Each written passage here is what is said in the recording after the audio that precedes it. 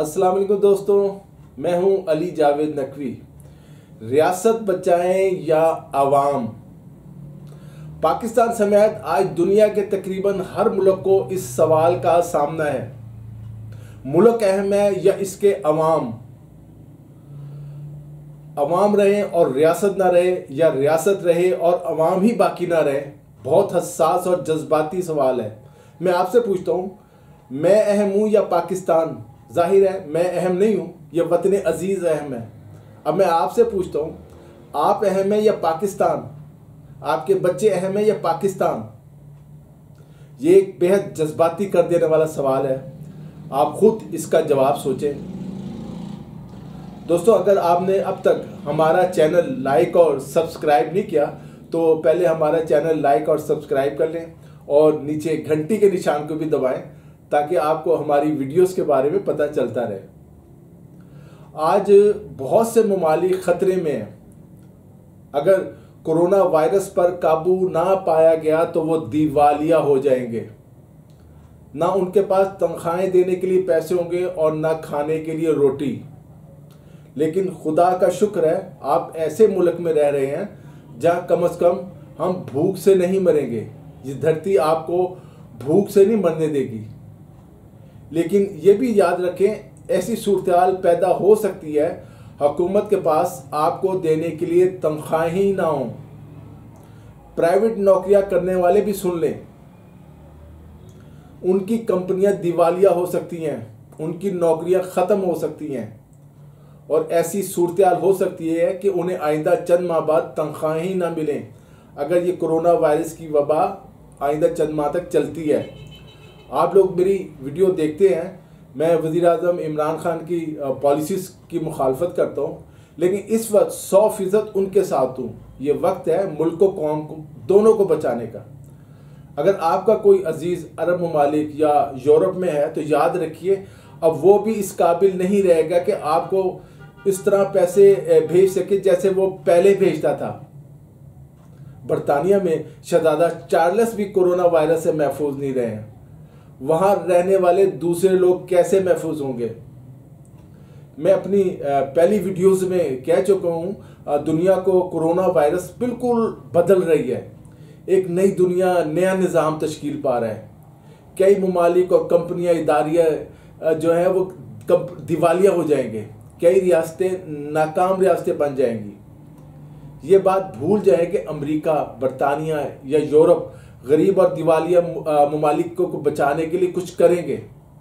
पहली बात तो यह कि वो खुद को इस मुश्किल से बचाने की कोशिशों में है। दूसरी बात यह कि अमेरिका से ये तवक्का ना रखें वो बगैर अपने सियासी मकासद के आपको $1 भी देगा। अमेरिका की तरजीहात बदल चुकी हैं।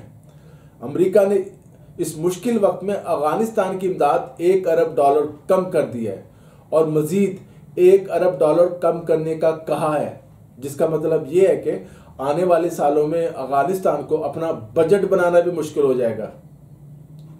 यूरोप कोरोना वायरस का गढ़ बन चुका है। खर्चा है कि यह मजीद फैलता जाएगा, करोड़ों लोग मुतासिर होंगे।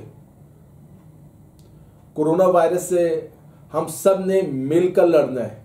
इस वक्त मुल्क भर में लॉकडाउन के बायस जिंदगी अमलन मफलूज है। ज़्यादातर सरकारी और निजी इदारे बंद हैं।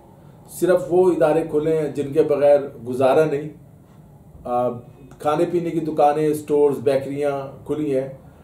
बैंकों का टाइम कुछ कम कर दिया गया।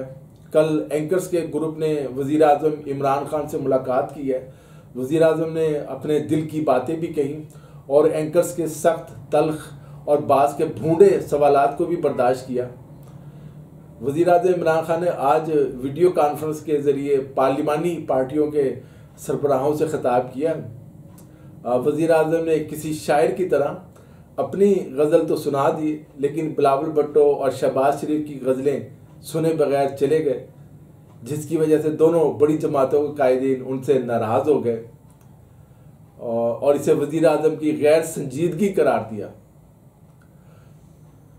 वज़ीर आज़म इमरान खान की इस बात में वज़न है कि अगर मुकम्मल लॉकडाउन किया जाए या कर्फ्यू लगा दिया जाए तो लोगों को खाने पीने की अशिया फराहम करने में मुश्किल पेश आएगी।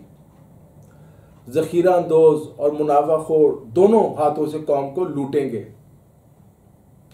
आज का ही एक वाकया है, बन्नू में शनाख्ती कार्ड की फोटोकॉपी, आम फोटोकॉपी जो पहले 2 रुपए या कहीं 4 रुपए में होती थी, अब वो 50 रुपए से 100 रुपए में हो रही है।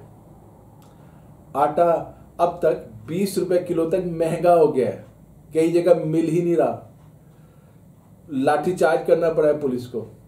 हम जिस मुआशरे में रह रहे हैं इसका हाल आपके सामने है। अभी लॉकडाउन में सख्ती नहीं, लेकिन गिलगित और बिल्तिस्तान में पेट्रोल की शॉर्टेज हो चुकी है। अगर हुकूमत सख्ती से कर्फ्यू लगाती है या लॉकडाउन में सख्ती करती है तो हमें इसके मनफी असरात के लिए भी तैयार रहना चाहिए। मुमकिन है लोग कोरोना से तो बच जाएं, लेकिन भूख से मर जाएं। अगर मौलवियों की बात करें तो आज भी एक बड़े मशहूर मौलवी ने कहा है कि कोई भी वबा अल्लाह की मर्जी से आती और उनकी मर्जी से जाती है। अगर ऐसा है तो फिर मैं और आप क्या कर सकते हैं, या डॉक्टर या हुकूमत? बहरहाल अक्ल दानिश से काम लेना चाहिए। दोस्तों, अगर आपने अब तक हमारा चैनल उर्दू न्यूज़ लाइक और सब्सक्राइब नहीं किया तो चैनल को लाइक और सब्सक्राइब कर लें, और जी नीचे घंटी के निशान को ज़रूर दबाएं ताकि आपको हमारी वीडियोस के बारे में पता चलता रहे। आज के लिए इतना ही। अली जावेद नकवी को इजाज़त दीजिए। खुदा हाफिज़।